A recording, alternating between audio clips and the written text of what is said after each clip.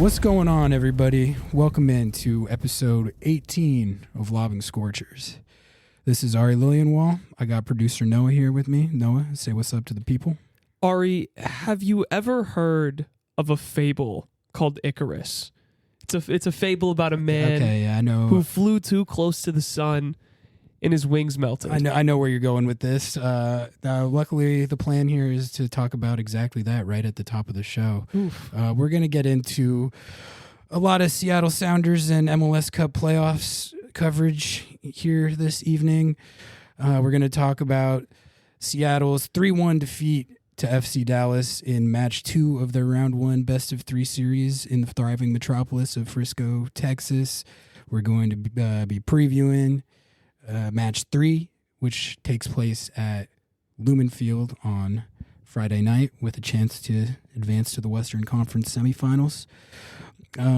So we're going to get into all that. It's going to be a good show. We're going to react to some other results that have been going on with the playoffs and the other matchups, and go through how our picks are doing. We did a little pick-em episode before the playoffs started, and threw down our predictions. And mine are pretty much paying off so far. Noah's are faring less well, but I think by and large pretty good. We had a lot of the same picks. So yeah, I think a lot of mine too. They were like contrarian picks. Yeah, I was being a little contrarian. Devil's advocate. Sure. Yeah. So I mean, we can fall back on that as your excuse for the ones you got wrong. I need one. Before we get into all that, I wrote a feature story that I wanted to plug real quick about a player that some of you might have heard of by the name of Christian Roldan, Sounders midfielder. We're doing player spotlights throughout the playoffs on MLSsoccer.com. So I did one on Christian, had a good little phone interview with him yesterday where he talked about his season individually, which I think we all know was a frustrating one with the extended time he missed in the concussion protocol, and also just his thoughts on this playoff run for Seattle and it having kind of last dance vibes. That's the term that Jim Curtin himself used to describe the Philadelphia Union's playoff run this year, just, with there being the writing on the wall of the roster turnover that they're going to experience this offseason. He was saying, look, this is pretty much the last go for this particular core, so we got to make the most of it. And I think that's a theme that applies to Seattle this year. I mean, Nico Ladero already said that he's out of here. There's a lot of questions surrounding will Raul Diaz be back? Stefan Fry, he was talking about his contract a few weeks ago. I think it's fair to say it's uncertain if he's going to be back. I think you could even throw Albert Rusnak into that category. There could be some moving parts. This team could look very different next year. So I got Christian's take on that. And it's all live on MLSsoccer.com. So go give it a read. We had Charlie Baum also write one on FC Dallas rising star Bernard Kamongo, who I really recommend reading that one as well. He has a really incredible backstory that has been covered pretty extensively, but Charlie went in deep with him on that, and that was a really good story too. So yeah, 2 player spotlight features for anyone who wants to read them as we churn onward in the MLS Cup playoffs. All right, let's get into this Sounders FC Dallas series, which is still going on. Seattle could not finish the series in match 2 in the thriving metropolis of Frisco. Unfortunately, 3-1 victory for FC Dallas. And we're going to start with my Icarus moment, as Noah called it. Because I think that, that's what everyone was talking about coming off this game, was specifically my take on Nuhu leading up to the game and then Nuhu's subsequent performance in the game. It all started after match 1, where I gassed Nuhu up about as much as you can gas a player up. I said a lot of things in praise of Nuhu's performance in match 1 that I think were true. I think Nuhu had a great game in match 1, and he deserved praise for that performance. But the first thing I'll say is that I certainly acknowledge the comedy of the timing regarding the fact that Nuhu managed to have the literal best game of his career and the literal worst game of his career in back-to-back succession.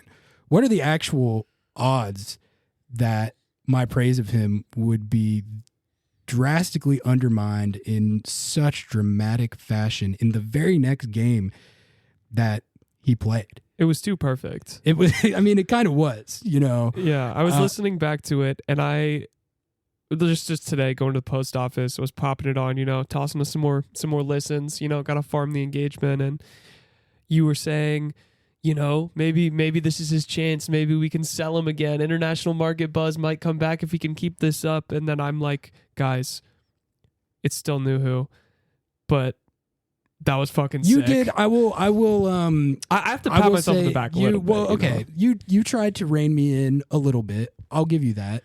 I think there's a little bit of revisionist history going on.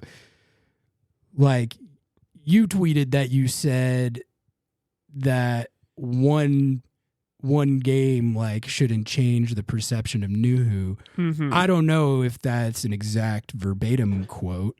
You might have that might have been the general point of that mine? You were trying to convey. Oh no, yeah. I know what I said because I just listened back to it. I said, okay, you actually listened back to it? Yeah, because I saw that tweet and I was like, I don't know if you said that. Yeah, no, I said specifically on the pod, I said, I don't think, given the sample size, using your words, big boy words, that one good Nuhu game really can excuse all of the other stuff.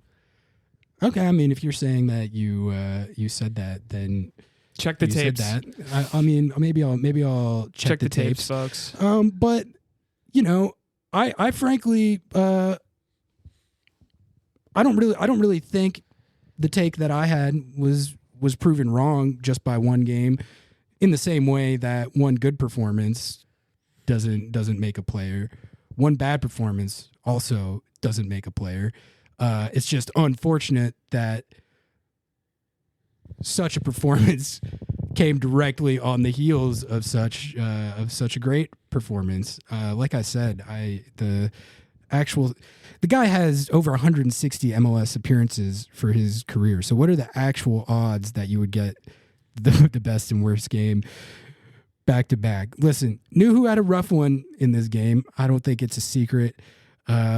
Both of FC Dallas's early goals, he was involved in. The first one, he doesn't close out the cross that goes in to Paul Areola. The second one, he gives up a stone cold PK, which they didn't call originally and then changed on VAR. So really was involved in each of the two concessions that lost Seattle the game. Yeah. So that's undeniable. It also doesn't change the fact that he played really well in the first game. And I don't think they take that result as convincingly as they do if he doesn't have a game like that in the first game. So, I mean, you know, it's easy to get caught up in recency bias. I mean, you could say that I did after that first game, and I wouldn't necessarily disagree with you. But I think, you know, for me, ultimately, what I try and push back on is the idea that when people act like they don't understand the value that Nuhu does bring as a player, and like, you know, why is he starting? Why is he a feature player? I just think it's obvious the value that he brings as a player. And I think you can look at match one and still see that even in spite of what happened in match two. And in general, I just don't consider the defense to be the primary issue that this team has had this year at all. Like, Yeah. I really don't fault any of the guys on defense or Stephen Fry for some of the downturn in form that Seattle had this year. Seattle had a downturn in form this year because they couldn't generate consistent goal production. It wasn't really about the defense. You could go through and pick out the individual errors that Nuhu made this year that led to big chances and led to goals. And I don't really know if the number of those errors that you could find would be radically different from any of Seattle's other defenders. I can't say that for sure unless I went back and watched all the tape, which I'm not going to do. But I just don't think the defense was the problem, and I still think it's quite obvious the value that Nuhu is able to bring on that side of the ball. And I think I did try and acknowledge on the Nuhu Gas episode that I understand the both the shortcomings that accompany his game, and also that the fact that in general his development has not taken him to the place that a lot of people thought that his upside had the potential to be. So I still understand all that. I'll still defend Nuhu in general as a player, despite that game. But like I said, I definitely have to acknowledge the fact that him having a game like that directly after we recorded a podcast where I heaped praise on him to the extent that I did. I mean, that's funny. And, it's a good bit. It's the most incredible bit. It really is, and it's kind of like the Nuhu experience. It's poetic in a Nuhu. nutshell. Yeah. Because man, he really was so good in that first game. He was so good. He was the best player on the field. So and then he was the worst player on the field in the next game. So I think we can call it on the Nuhu discourse after that. But I mean, I felt like I had to acknowledge that just because it was a stark contrast, folks. It was a stark contrast. But Nuhu's rough outing aside, I mean, this game was lost in the first 15 to 20 minutes of the game. We talked about it when we were previewing it. We knew that FC Dallas was going to come out hot. Their season's on the line. They're playing at home. They know that they need to win to keep their season alive. So this game was always going to be about whether Seattle could withstand that early onslaught without conceding ideally any goals, but certainly not multiple goals. Mm-hmm. And they did concede multiple goals, including a penalty kick. I mean, one thing that I will say about the first goal is that, everybody was blaming Nuhu for it, and I understand that. But Stefan Fry even said after the game, a goal like that it's not about one defender.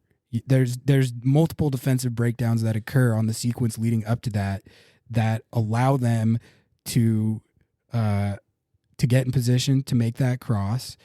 And Paul Arriola is also just not marked in the box.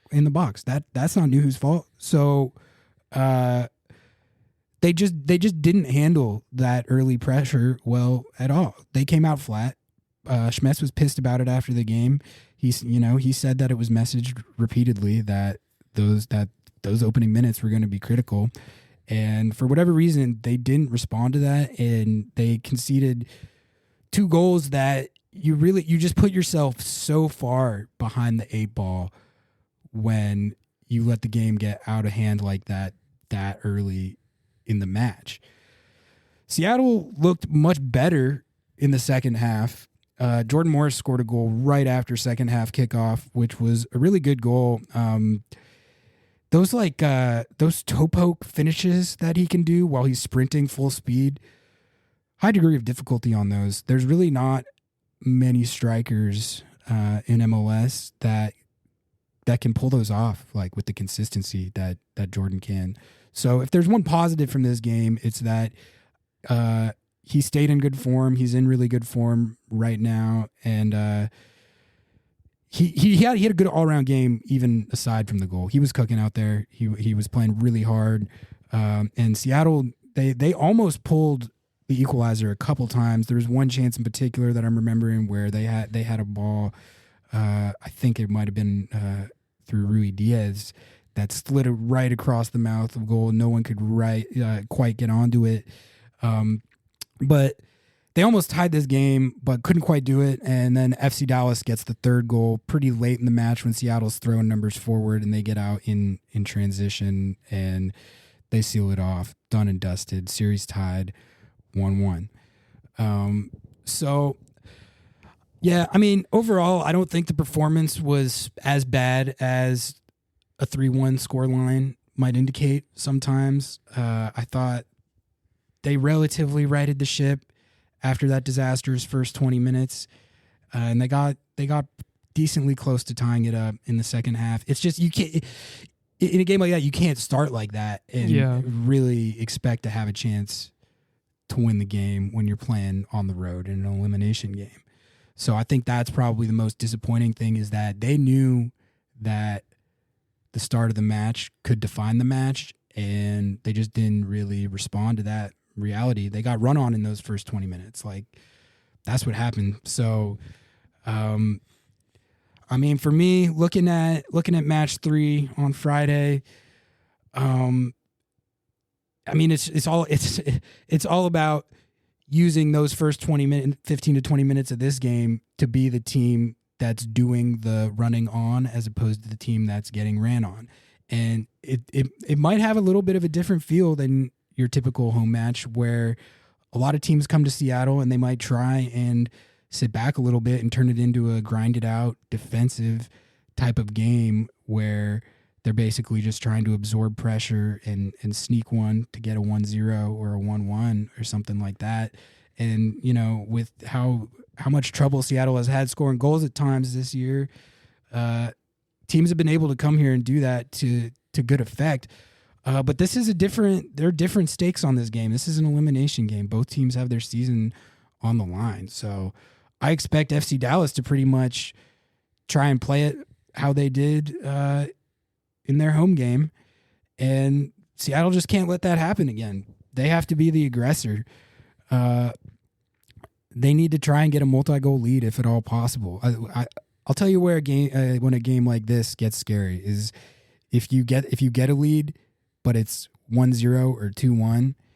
Like, at that point, you're in a situation where any concession late in the game, and you're going to penalties, and you don't want that. Like, having this game at home, like, winning it outright would have been better. Is pretty critical to. I don't want any part of penalties in yeah, this me game. Neither. Like, I think that's a disaster waiting. I mean, it's just a toss up. You know, it's a coin toss coin toss every time. So you don't want to leave this game up to a coin toss when you're hosting. I mean, I think Seattle's favored in this situation as the home team, as the higher seed. But I mean, this is a dangerous game. They're playing with fire right now, having not closed this off when they had a chance to, because now FC Dallas has got a little bit of that belief going.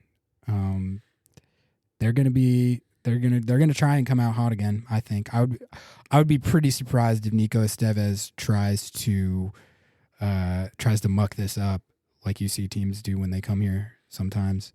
I think he's gonna tell them, like, yo, like what we did in that game in Frisco, do that exactly again. You know? Yeah. So it should be fun. Like, you know, I love this time of year. Playoff soccer, it's always high energy, high intensity, high stakes, history on the line, the last dance type of theme that I was talking about with his team. Like, that's all at play here. So that's pretty much how I see it. Noah, do you have anything you wanted to add about this series, this game, what you saw in game 2? Yeah. Any you want to get in any more last lambasting of me for the Nuhu debacle? Oh, I mean, yeah, absolutely. I'm happy to lambast you some more on that. Yeah, no, go for it. You said it. I mean, what are we gonna do if it goes to penalties? Who knows? Well, who knows what happens? So get it done. Score early. Score a second one early. And they need to flip. They need to flip the script exactly. Like, that's what they need to do. And I do expect. I mean, this Sounders team, they know how to play these home games. They've got a lot of experience in these playoff runs. That's something that I was talking to Christian about. Is just, you know, this core has been to 4 MLS Cups together. They've won 2. They won Champions League. Like, they've been there, done that as far as this stuff goes. So I think that does help come playoff time. But I mean, you still have to go out there and get it done. And FC Dallas isn't gonna roll over. They lost Alan Velasco, and I think they were playing a little inspired after that in that last game. So, and you know they've still got some dangerous players. Jesus Ferreira, he can hurt you. Paul Arriola, as we famously saw in that last game, can still hurt you, despite what the U.S. men's national team fans might think about that. He's a good MLS player, so I'm looking forward to it. Though I'm glad the decisive game is at home and not on the road. So it's just so much. A third game for what? Yeah, I mean, I made my take clear on that. I think that I think the 2-leg series is better, but game 3 is what we got. You know what I was thinking about though is how like if this was the 2-leg aggregate road goals set up, Seattle actually would have been through on that 3-1. They would have been through already. Yeah. I was like, oh, that's kind of obnoxious. Yeah. Because it would have been 3-3 road goals. Yeah. Which is like, I don't like. It just shows you how a couple defensive mistakes can be made up by playing just 2 games, and now who knows what's gonna happen. Whatever. That's just playoff format. You must endure, Seattle Sounders. You must endure. Yeah, get it done. It's set up for them. All right. I'm down to just jump into some thoughts on the rest of the playoff results that have taken place so far. We can make this a short and sweet one. I don't think we've been going for that long. LAFC have vanquished the Vancouver Whitecaps. They took a 1-0 in their Game 2 fixture now at both BC Messis Place. Are out. Yeah, it was only who. Scottish Messi is out, and normal Messi. Scottish Messi's season is over, unfortunately. Yeah. It was only 1-0 in Game 2. There was a lot of controversy in this game. Yeah. I actually didn't see the. I did see the highlight of the sequence in question. There was a chaotic sequence at the end of the game where I think the Whitecaps were taking a corner, and their player was trying to run onto the rebound and just crashed into the referee. I don't think that's explaining it fairly enough. It was a cross, and he was making a play onto the ball. He was in space. It would have been a striker's goal, probably. Like, you know, he was outside the box. He might have been outside the box, or at least he was close to the touch line or whatever. Not the touch line, but you know what I'm talking about, the line of the box. And this ref just fucking pile drives him, dude. I thought they just ran into each other. Like, he was making a run, but the ref kind of just like bodied him down to the ground and then didn't stop the match, even though the ball was like right and there. Then did LAFC get their goal at the other end, or was it just that it ruined a Whitecaps chance? I don't know what the result was. I just know that they were like, "Yo, what the fuck is I this?" can't. The thing I can't remember is if like LAFC went down and scored on the other end, which would be pretty funny. But one thing that I do know is that Whitecaps head coach Vanni Sartini was none too pleased about the sequence.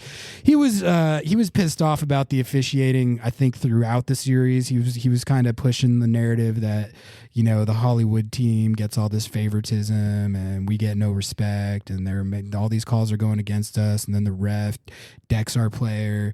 But then he took it to let's call it an extreme level after the match when he gave a quote that was just really ill-advised.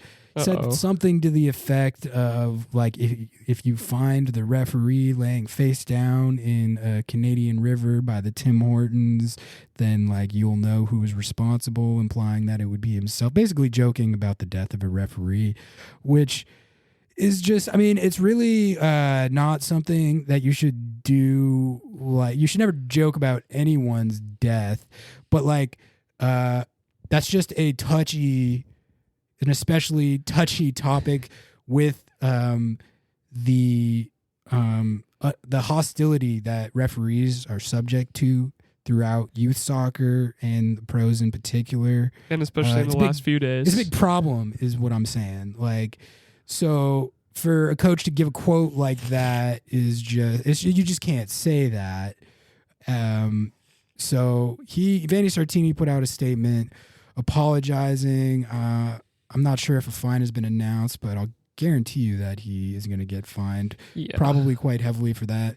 He might even get suspended. And like, honestly, if they slapped him with 1 or 2 games, I wouldn't be surprised to start next season, because I think pretty much everyone can agree that that's just not something that you should say. So that was probably the craziest fallout from LAFC beating the Whitecaps, but ultimately can't say I'm super shocked about how that ultimately panned out.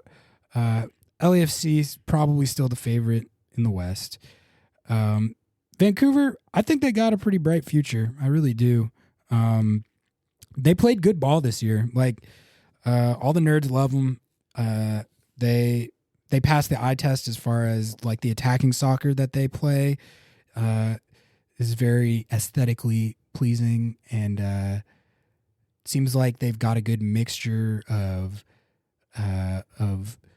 productive DPs like Scottish Messi, and then guys like Brian White banging in 15 goals. Like, it seems like if they keep this core together and then add a couple pieces, maybe bolster their defense a little bit, Vancouver might actually be cooking and be like an upper tier Western Conference team next year. So I do think their path is positive, despite the fact that they never really fucked with LAFC like any time that they played them, not just in this series, but this season. I mean, they played LAFC in Champions League too, and they got their doors blown off, like even worse than they did in this series. So they still got a ways to go, but I think they're a team you can look at and say they're on a good path. Sporting Kansas City, the club of professional wrestling enthusiasts, have vanquished top-seeded St. Louis City SC. Those are my boys. Yeah, Noah's boys. In a victory for pro wrestling enthusiasts throughout the Midwest of the United States, and unfortunately validating St. Louis City SC Fraud Watch once and for all. St. Louis City SC Fraud Watch has been a theme throughout the playoffs so far. We here at Lobbing Scorchers generated some controversy by putting them on Fraud Watch before the playoffs even started, which we're no longer popular in the city of St. Louis for that. But I'm sad to say that we were correct. So I guess that's don't hate the player, hate the game. It's ultimately a dub for Lobbing Scorchers, even if we lost what I think was probably a vibrant and abundant St. Louis fan base that tunes into this show every single week. So, I think what you got here is you've got a Sporting Kansas City team that's, they're pretty good. As much as it pains me to admit it, given their propensity for professional wrestling on the field. They're one of the more informed teams in the league right now. So that was honestly part of the reason that I was picking them over St. Louis to start with. It wasn't even about Fraud Watch fully. It was about, what team is in better form. We'd even said that during the play-in that like they were a hot team. We said that even before the playoffs that they were a team we were looking at. Yeah, 100%. I think anyone who's been following them since May knows that they've been playing at a high level. And, you put a team that's in form and can score goals like they can against a team that overperformed their XG by 20 plus goals or whatever the number was. It was a lot. Yeah. You can kind of predict the result, and we did predict the result. So the Nuhu take might have backfired, but the St. Louis City SC Fraud Watch was validated. I do think St. Louis, if I could give them credit, because I think, as much fun as we've had with Fraud Watch, you do have to acknowledge that they won the West in their first year. So, your XG over performance, it's fair to say that doesn't matter if you still win the West. It didn't help them in the playoffs, but they did win the West. And I think it's fair to say that year one of MLS in St. Louis was a smashing success. I think people weren't really sure how that was going to go because Lutz, their sporting director, gave some pretty funny quotes, if you remember, during preseason. He said, that was pretty good. He said, "I don't believe in designated players. I believe in a designated team." Tell him. And I read that quote and I was like, that does not seem like a good strategy. We're going to see how it pays off for you. But then they gave Roman Berkey a lot of money. He's talking about designated team. And a lot of people, I mean, if you go back, you know, if you want to do the screenshot game of the MLSsoccer.com pundit preseason prediction, everyone had him in like 14th, 15th place. So if their fans want to chest thump about that, like I got no problem with that because everyone said that they were going to suck and they didn't. They had some really fun moments, had long stretches of playing very good soccer. Joao Klaus and Edward Lowen, that's a good DP duo. Joao Klaus, I think a problem that they had this year was that Joao Klaus didn't stay healthy and Lowen didn't too, actually. They were missing both of those guys for really long stretches of the season, and they did a good job to stay afloat and win the West. So I do think the roster needs some work, man. If you look at XG numbers like that, cautionary tale, man. Austin FC, like I'll say it again. Like if they rest on their laurels and think that because they won the West this year, like that they don't need to bolster the roster and they can make kind of small supplemental changes and then do the same thing again next year. Just Lutz, I'm telling you, brother, like just look at what happened to Austin FC. Like that'll be you. That'll be you if you got a good foundation. But you will be Austin FC if you don't add to what you have in place and add quite extensively. In my opinion, you can't rely on the luck that they experienced this year, 2 years in a row. That's a recipe for regression is what it is. So I just hope that they take that seriously. Real Salt Lake leveled their series with Houston Dynamo FC on penalty kicks 1-1 at America First Field. Still the dumbest stadium name in MLS. Oh, I the worst. Cringe when I have to say that. Houston went up in this game and they were on track to close out the series, but then Jefferson Savarino hit a really good free kick. That was one of the sickest goals of the playoffs so far to equalize that. And then Real Salt Lake won 5-4 in the shootout.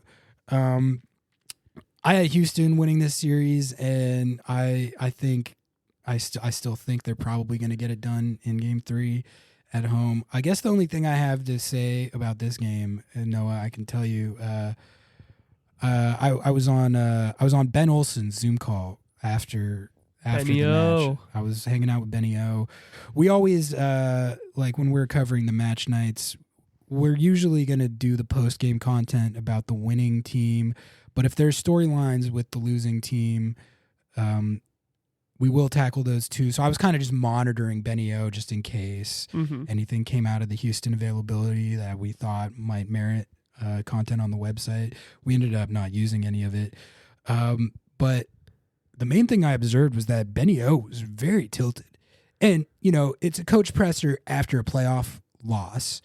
So that's to be expected to an extent. But he was getting defensive before any of the media like really antagonized him or asked like super hard hitting questions. Like he launched right into a speech about how, you know, playoff soccer is hard and they played really well and sometimes you just come up short. But like he was like, I don't know when the expectation for the Houston Dynamo became that we were going to just waltz in here and take a dub super easily in a hard fought like physical playoff series.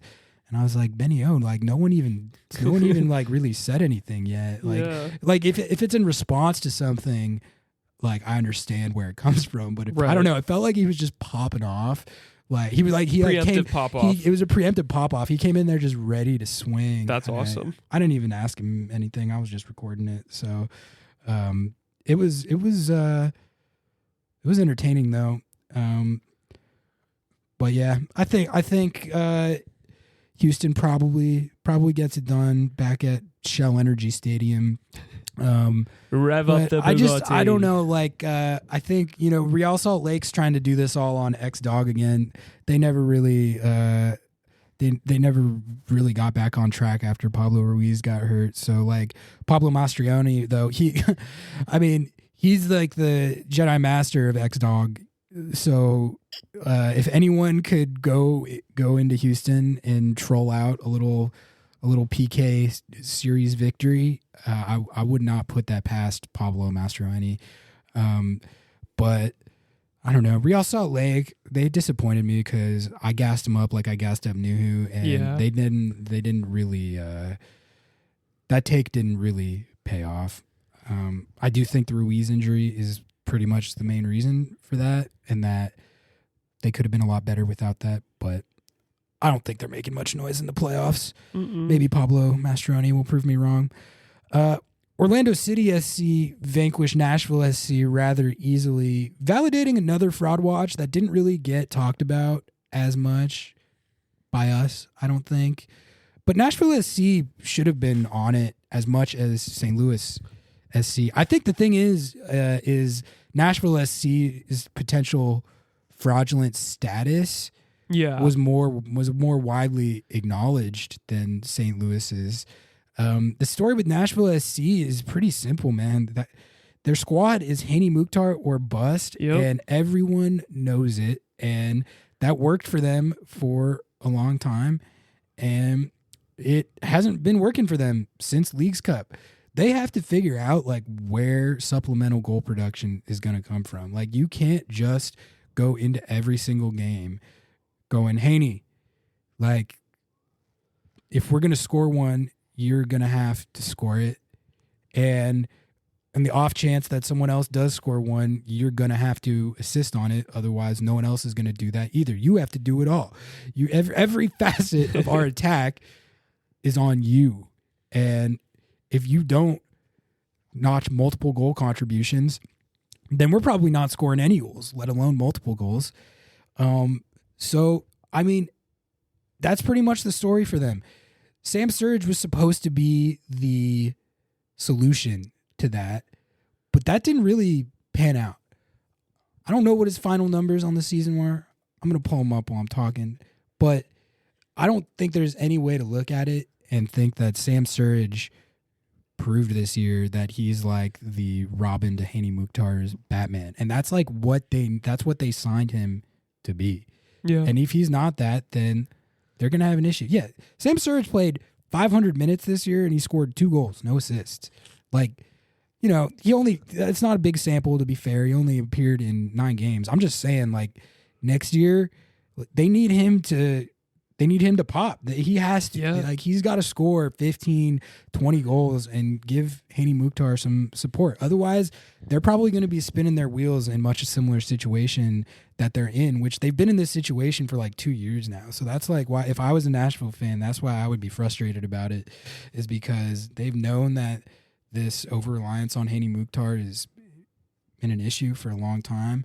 And they finally did take a step to address it, but it was kind of late to take that step, and it also, I don't know. I just felt like it never looked like that the issue that they were trying to solve with that signing got solved. So that's kind of how I see it with Nashville SC.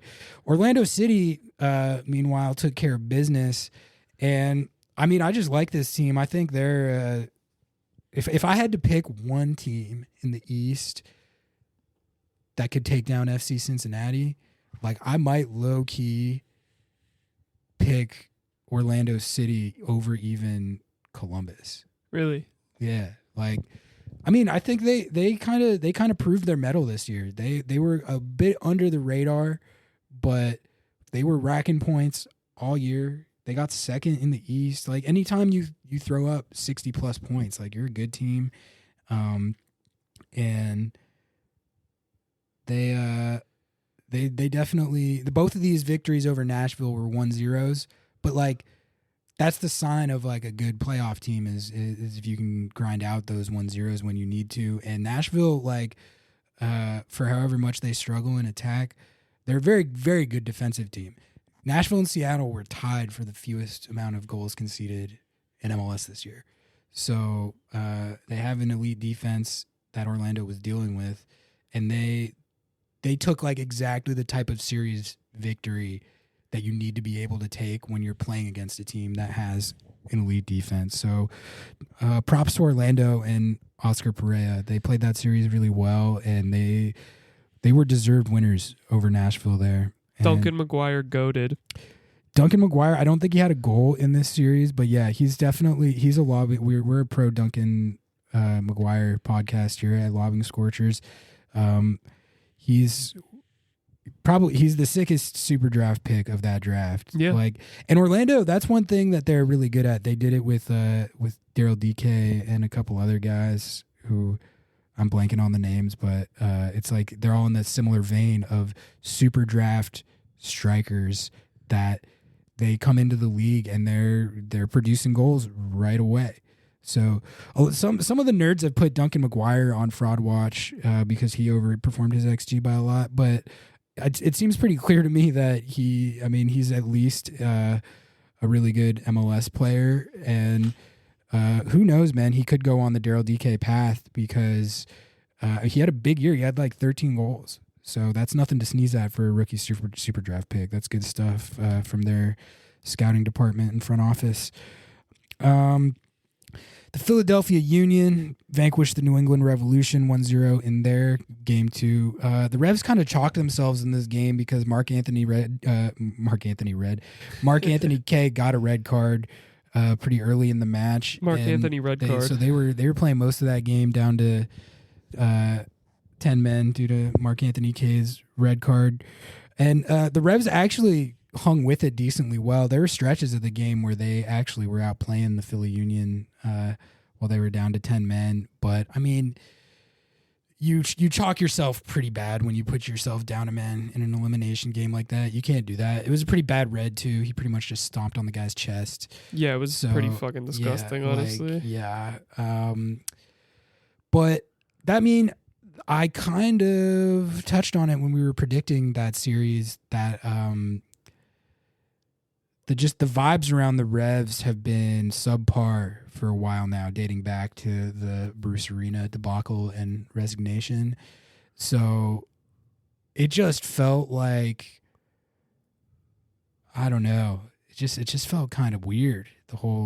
Their whole season after the Bruce stuff, they were one of the better teams in the East for most of the year up until the Bruce stuff. And they have a really talented team, so they were still pretty good after that, but I just felt like the vibes for a playoff run for them were just never there. So wasn't surprised to see the Philly Union finish that one off. Atlanta United blew the doors off the Columbus Crew at Mercedes-Benz Stadium in their game 2, 4-1, 4-2. 4-2. Yeah. So. Columbus ended up getting a second one, but honestly, that game wasn't even really that close. Atlanta was running all over them from the jump. That's that. Listen, coaching for your job ball right there that I was talking about. Gonzo knew it was all on the line in that game, and he got the boys ready to play. Giacomakis scored a goal. Zonde Silva, who's one of their like mid-season additions, scored a really, really sick goal. That was probably my favorite goal of that last slate, other than the Savarino free kick.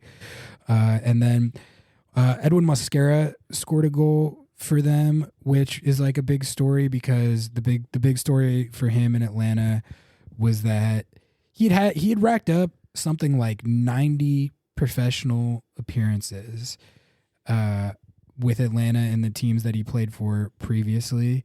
And he's an attacking player. He's like a winger, and he hadn't scored a single goal like in his career. And he finally broke out of that. And then now he has a playoff goal. So he's cooking for them a little bit, which I'm sure they're glad to see. There was a point where it was like they were about to take a lot of heat because this guy wasn't scoring goals, and their fans are like, why did you sign an attacking winger who just literally has 0 goal production, and he now still has 0 goal production? So I'm sure Garth Lagerwey and Carlos Bocanegra were happy to see that. And then Thiago Almada scored a really nice goal for their 4th. Columbus brought it back. They after Giacomakis scored the opener, Cucho scored one to make it 1-1, but it just got away from them after that.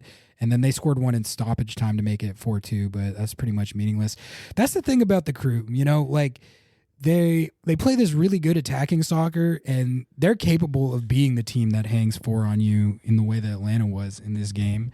But I feel like Wilfred Nancy ball, like it does kind of end up like reckless sometimes, where Absolutely. you can end up getting 4 goals hung on you like that, just because they're so aggressive, and their defensive priorities seems like they get in these modes sometimes where that part of the game just falls by the wayside, and it becomes these crazy shootouts where they lose control of games. And that actually, Wilfred Nancy's CF Montreal teams kind of would fall victim to that at times, where they would lose control of games. And, I still think like he's one of the best coaches in the league as far, for sure, from the attacking standpoint. Like he's a master tactician in terms of knowing how to put his players in position to score goals. But the Crew, that's the thing about both of these. This is like the same team, kind of like really good in attack, and can have games where they rack up a bunch of goals on you, but then also just don't really care about defense a lot of the times. Like everything I just broke down for what can afflict Columbus sometimes, like you could say the exact same thing about Atlanta. So that's why this is kind of a fun series. Is it's kind of like two teams that have pretty much the same identity playing against each other. So it's going to come down to just who can kind of manage their defensive demons better. Columbus couldn't do it in this game to close out the series, and they got game 3 back at home. But Atlanta is going to have Thiago Almada back for that one, so that's going to be a good game. I'm looking forward to that game. I think that was it for the other results that we had to get through. I think the main thing I wanted to say was that I think all my picks are alive for me to like go perfect on this, because I had LAFC over the Caps. I had Sporting KC over St. Louis, which was really, I mean, that was the only one where I wasn't pretty much just picking the favorite, but that hit. So, and Noah, you had that too. So we get credit. We get credit for that. Listen, we took a lot of heat for putting Fraud Watch out there before that series started, but so I'm gonna adamantly call the dub now that it panned out, because we took heat for that, and the pick hit. So that was a good one. I had Houston over Real Salt Lake, which is still alive. I had Orlando over Nashville. I was pretty firm on that one as well, that I thought Orlando was going to win that, and they did. I had Philly over New England, which I think I'm not going to chest them too much about that one. Philly was the easy pick there. They did have the exact same record. So, you could. I did try and bait you into picking New England. I think, you probably did, but I attempted. I didn't take the bait, and Philly handled that one. And then I had Columbus over Atlanta, which is still alive. I had Seattle over Dallas, which is still alive. So,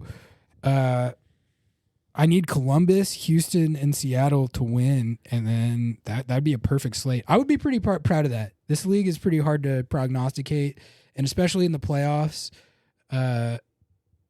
like you can think that you have a bead on who you should be picking, and it could totally backfire. So the fact that none of my picks have backfired yet, and that I'm actually still alive to go perfect on them, that's pretty exciting. I'm happy about that. So that's pretty much all I had to say. Noah, you got anything else, or should we chalk this? Listen, Sounders fans, there was another year that we dropped a game to Dallas in Dallas. Do you know what year that was, Ari? 2019? 2016. 2016. Are you talking regular season or playoffs? Playoffs. Oh, okay. Was yeah. That was the year that wait, what happened that year? That was the year we won. Well, yeah. Our first MLS Cup, Ari. But what happened in the Dallas series? We won 3-0, and then we went to Dallas and lost 2-1. Obviously, we advanced on aggregate. Yeah. But we dropped the game. Mm-hmm. And it's okay because we ended up winning the whole thing. So what I'm saying is, don't call it a comeback. Good. That's a good reference right there. Yeah. I hope they win, because if they win, then all is forgiven, and we never have to revisit the Nuhu take debacle ever again. If they win this series, then it doesn't matter. So selfishly, that's what I'm rooting for, is that like if they go out there and Nuhu has another honker and they lose the game, the discourse is going to be ratcheted up again, and I'm going to be under heavy scrutiny. So I don't think anyone wants that to happen. I definitely don't. So we'll see what happens. Lumen Field, I believe 6 p.m. kick tomorrow evening, Friday, game 3, season on the line. Don't get no better. Like, no. This is the most fun time of year. So hopefully Seattle moves through, and we'll get some more Sounders games to break down for you. If they get eliminated, then we're just gonna have to be talking about everyone else for the rest of the season. So that would be unfortunate, but we'll do it if it comes to it. If we have to. If the people call, we may answer. We'll call it a wrap right there for episode 18 of Lobbing Scorchers. As always, much appreciated to everyone who tunes into these. Like, comment, subscribe, write a review on iTunes, do all that stuff. Hit me up on Twitter if you want to lambast me for my Nuhu take even more. I don't care. I've already taken plenty of heat for it. So what's a little more? But yeah, thank you all for tuning in. Until next time, we out. Peace. And don't threaten any referees.